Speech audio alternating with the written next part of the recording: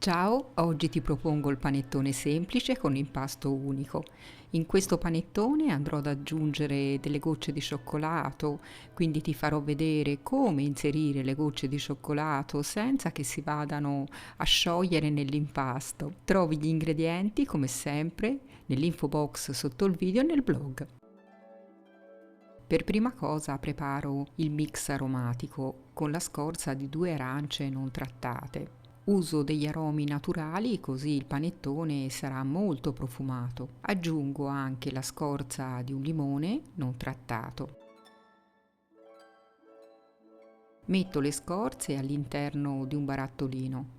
Poi ci aggiungo del miele, io uso un millefiori, ma puoi usare anche miele di acacia. Poi metto 2 cucchiaini di estratto di vaniglia, questo è il mio, quello fatto in casa, con l'estrazione a caldo, ti metto il link nelle schede video se lo vuoi preparare. Aggiungo anche 2 cucchiaini di rum, puoi mettere anche l'aroma di rum se preferisci. Mescolo bene il tutto e metto a riposare in frigorifero. Prepara il mix aromatico anche la sera o il giorno prima. Preparo il lievitino. Metto il lievito di birra all'interno di una terrina. Poi ci aggiungo del miele e mescolo bene facendolo sciogliere. Io di solito preparo il lievitino la sera dopo cena. Aggiungo l'acqua e poi la farina Manitoba. Mescolo bene il tutto, copro con della pellicola alimentare e faccio lievitare fino al raddoppio del volume. Il raddoppio del volume di solito avviene nel giro di 40 minuti, un'ora, dipende dalla temperatura ambiente di casa tua. Il mio ha lievitato dopo 45 minuti. Prendo anche le gocce di cioccolato, le copro con la pellicola alimentare e le metto in frigorifero. A questo punto preparo l'impasto del panettone. Inserisco la farina Manitoba all'interno del contenitore con la farina zero. Aggiungo lo zucchero e i tuorli. Questi sono tuorli di uova media pasta gialla. Aggiungo l'acqua e faccio partire la planetaria con la foglia. Lavoro l'impasto per circa 10 minuti alla seconda velocità. Ogni tanto fermo la planetaria, raccolgo l'impasto e poi la faccio ripartire.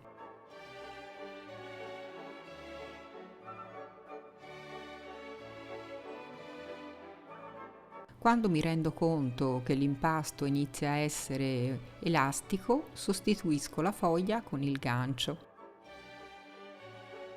Lascio incordare l'impasto e posso iniziare a mettere il lievitino. Per non far perdere l'incordatura lo andrò a mettere in 2 volte. Metto la prima parte, lo lascio assorbire completamente e poi andrò a mettere la seconda.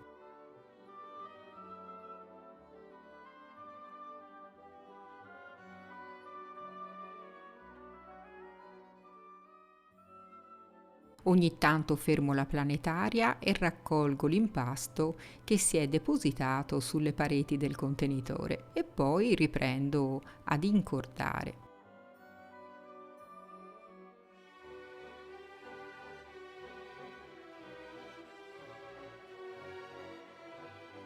Una volta inserito tutto il lievitino, controllo la temperatura dell'impasto, che non dovrà superare i 27 gradi. Il mio è già arrivato a 26 gradi, quindi lo copro e lo metto nel frigorifero per 30 minuti.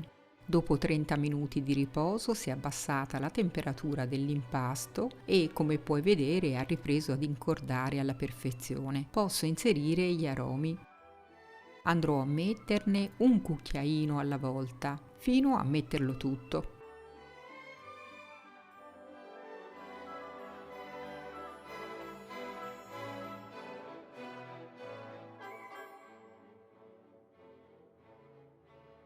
Ho finito di mettere tutti gli aromi, piano piano, posso aggiungere il sale. Lo faccio assorbire completamente e poi sostituisco il gancio con la foglia. Preferisco mettere il burro morbido a temperatura ambiente con la foglia. Anche il burro va inserito piano piano, un cucchiaino alla volta, e metterò il successivo solo quando il precedente non si sarà assorbito completamente. Mantengo sempre la velocità della planetaria a una velocità media 2, massimo 3.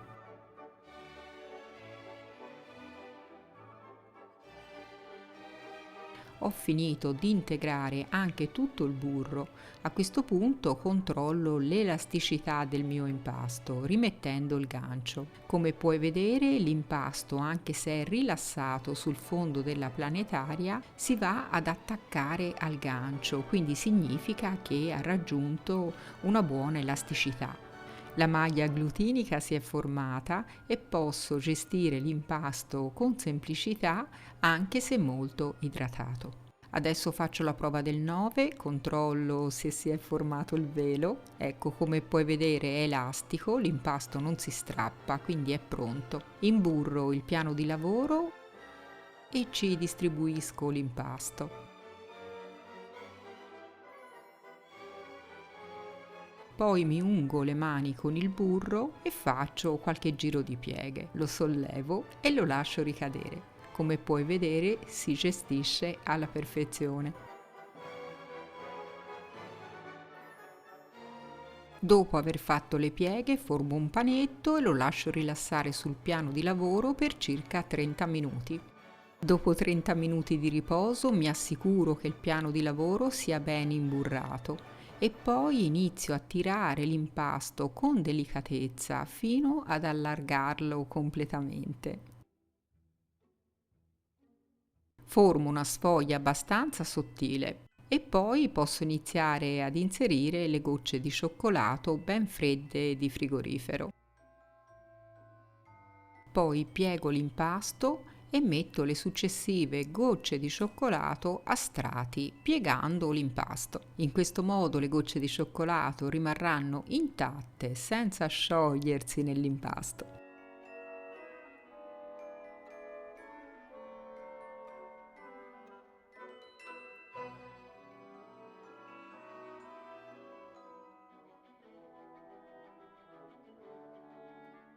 Ho finito di mettere tutte le gocce di cioccolato, adesso aiutandomi con un tarocco formo un panetto e lo inserisco all'interno di un contenitore unto con del burro. Premo l'impasto nel contenitore in modo da potermi regolare sulla lievitazione. Metto un segno a livello dell'impasto e a questo punto dovrà triplicare di volume.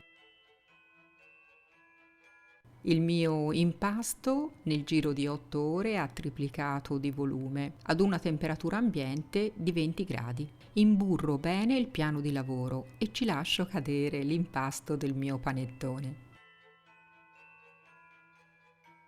Adesso formo un giro di pieghe senza rovinare la lievitazione, quindi faccio un giro di pieghe con estrema delicatezza.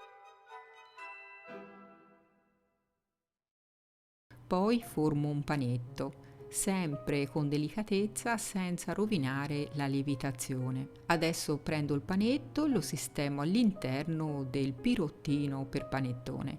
Questo è un pirottino da 1 chilo. Lo copro con la pellicola alimentare e aspetto che lieviti fino a 2 cm dal bordo.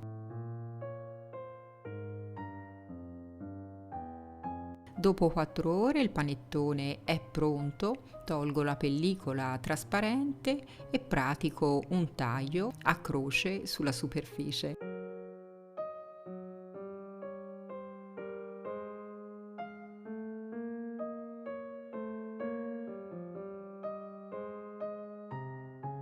Ci metto un fiocchetto di burro al centro e posso infornare nel forno già caldo statico a 180 gradi per i primi 10 minuti. Il mio forno ha 5 livelli, lo metto nel secondo livello partendo dal basso.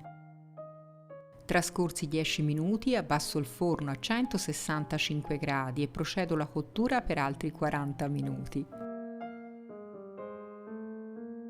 Ovviamente fai la prova a stecchino per vedere se il tuo panettone è cotto, altrimenti puoi prolungare la cottura per altri 5-10 minuti.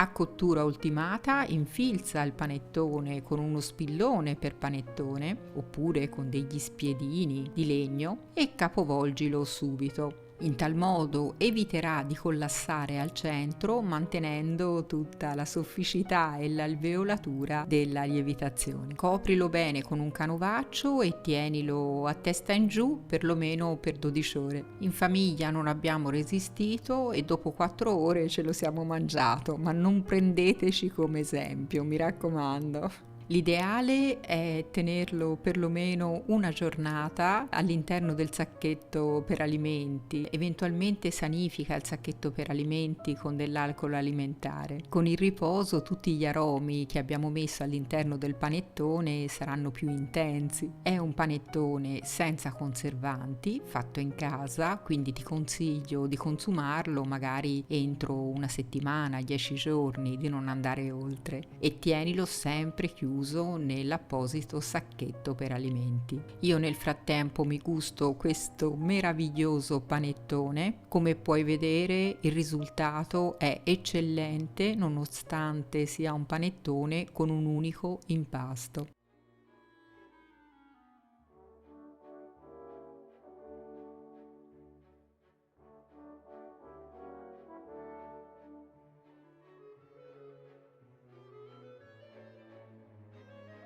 Spero che questa ricetta ti sia stata utile. Un abbraccio, a presto!